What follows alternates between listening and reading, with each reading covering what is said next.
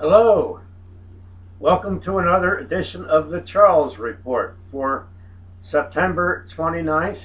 It's Monday, coming to you from beautiful Ormond Beach, Florida, where it's raining like crazy out there, but nevertheless, the sun will eventually show up. Maybe not today, but maybe tomorrow. What is the topic for today's meditation on the news? Well, it's this.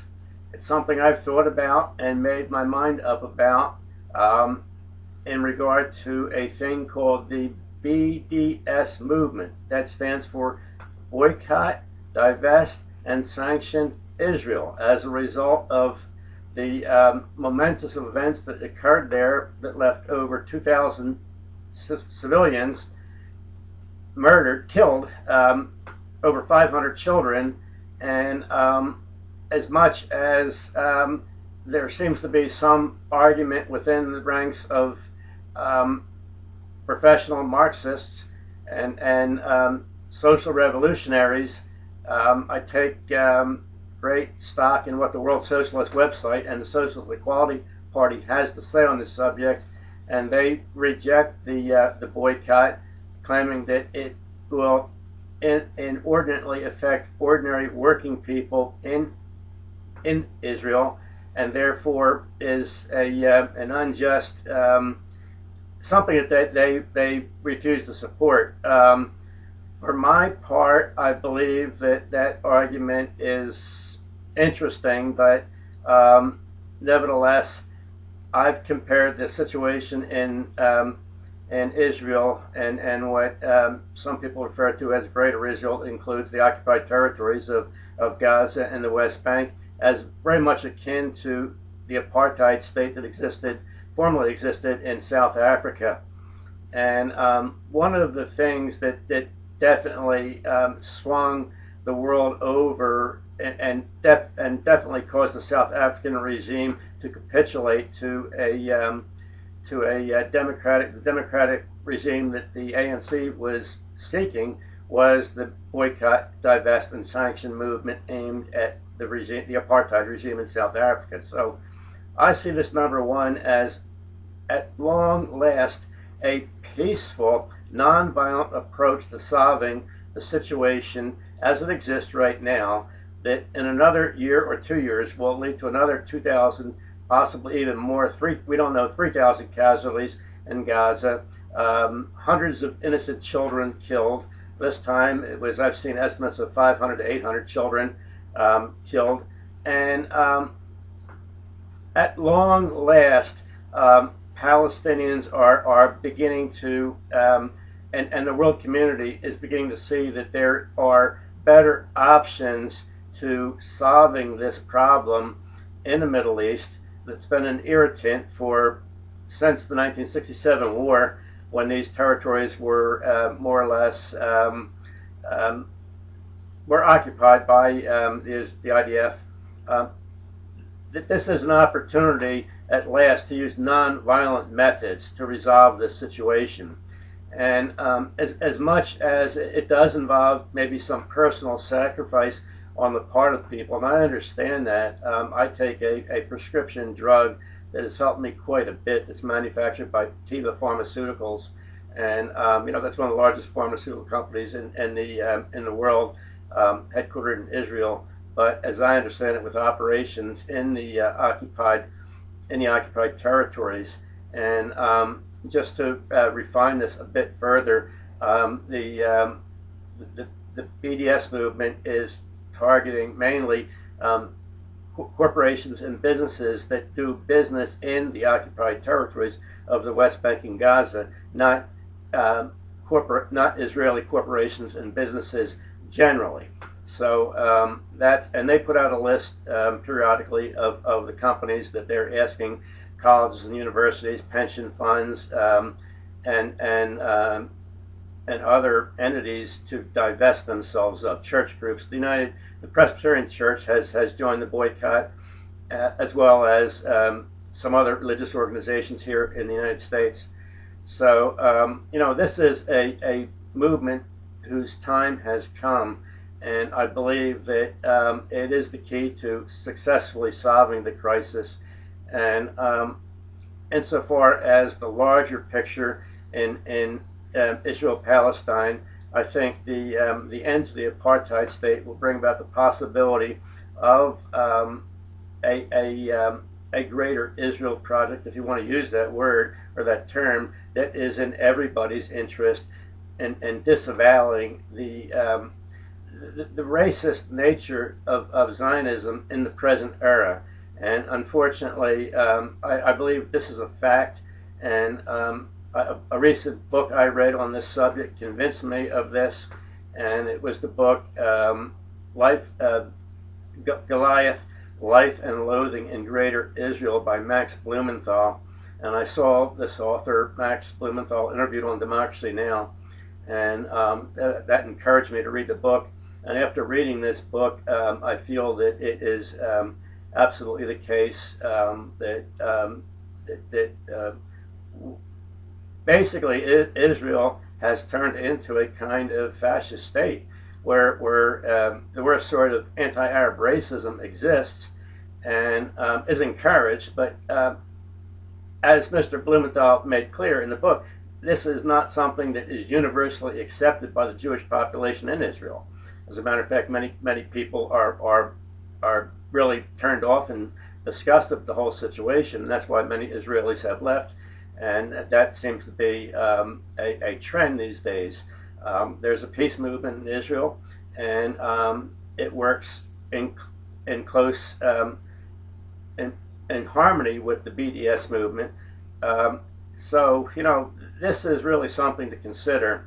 And even though it might this boycott, divest movement is aimed at investments and divesting from corporations, I believe they're also suggesting people don't use don't use products manufactured in the West Bank, in the area of the occupied territories. So I've decided that I'm going to support this movement.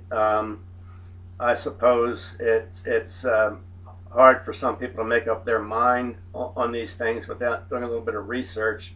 And I would recommend Max Blumenthal's book, Goliath, Life and Loathing in Greater Israel, as a way of getting a better picture of what's actually happening there in Israel and in the occupied territories. So I just got done watching Mr. Netanyahu, the Israeli Prime Minister, deliver an address to the United Nations General Assembly.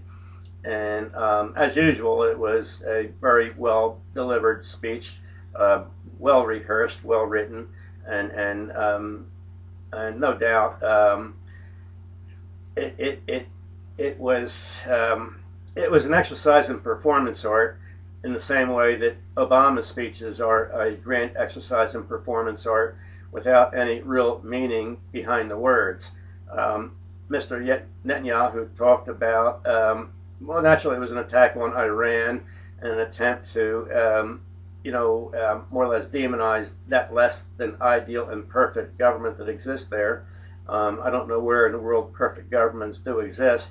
I myself am not a supporter of the clerical regime in Iran, but nevertheless it is a legitimately and duly elected government that represents the people there, and it's for the Iranian people to make the decision if and when they decide they want to get rid of that government and establish a different regime or a different kind of governmental structure. That's not our problem, that's their problem. And the problem with Israel that I think goes unaddressed is that Israel has allowed itself to become the axis of Western imperialism in the Middle East, and there are diminishing returns for the population there in Israel, for the Jewish population as well as the Arab population. And I think that this is why you have some new movement and new developments taking place. In spite of the propaganda, the official propaganda that comes out of the mouth of Mr. Obama and the Prime Minister in Israel. So it's really a something that people need to educate themselves about. Getting back to Netanyahu's speech at the United Nations, I noticed he brought in a little cheering section for himself that helped the grand performance that he gave. These were no doubt probably sympathizers with the Israeli position. The Israeli government brought in from the outside, and it was great. It was a great exercise in performance art, but nevertheless lacked a lot of substance. Any real substance. I mean, it was the usual claim that Iran is trying to develop nuclear weapons, and that's. I think this is a claim that has been more or less dismissed by the world community and activists everywhere. The real he talked a lot about ISIS, I couldn't, and I think I couldn't agree with him more. And I think that ISIS is an abomination, but it was an abomination created by the West, and that includes the United States, as well as I wouldn't be surprised, Israel to some extent, and most certainly the Gulf oil potentates, Saudi Arabia, with the exception of Qatar, which is sort of on the outs these days with the feudalistic dynasty in Riyadh. If there's any regime in the Middle East that really deserves to be censured, it's the regime in Riyadh that has been exporting terror for over 50 years, for sure. It's been documented.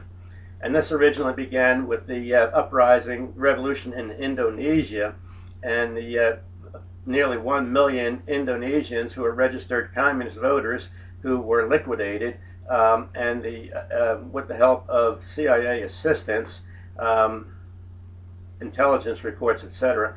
And this was the beginning of the use of Islamic terror that Riyadh sponsored, right on down to our present era.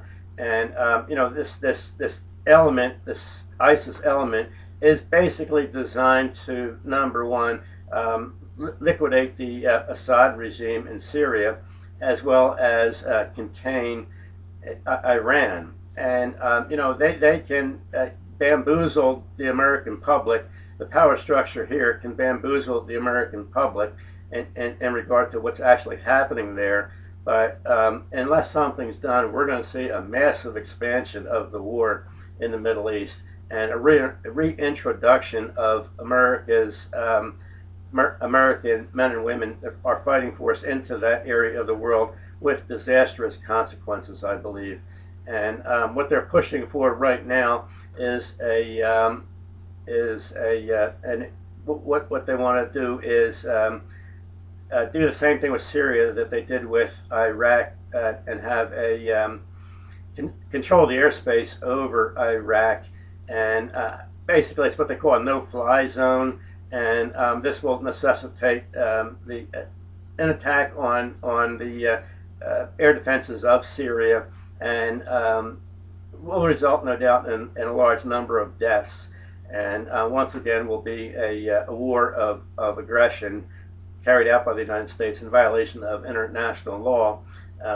The exact same crime the Nazis were convicted of at Nuremberg in 1949, and unfortunately, it's these sorts of actions that really put paid to the whole history of Nuremberg, that it would set an example to last for centuries, and unfortunately, that doesn't seem to be happening right now. But I think if we hold these leaders to account for their misdeeds, then we'll put some more meaning in that historic event that occurred at the end of World War II. Let's try to look at the situation positively, and at long last, a peaceful means has developed to solve this problem of the occupation and siege of Gaza, and the occupation. And I ask for your support. I'm supporting it, and I ask people to educate themselves on the facts, and I think that you will be won over to this particular cause. So thank you very much, and I hope you have a nice day. Bye-bye.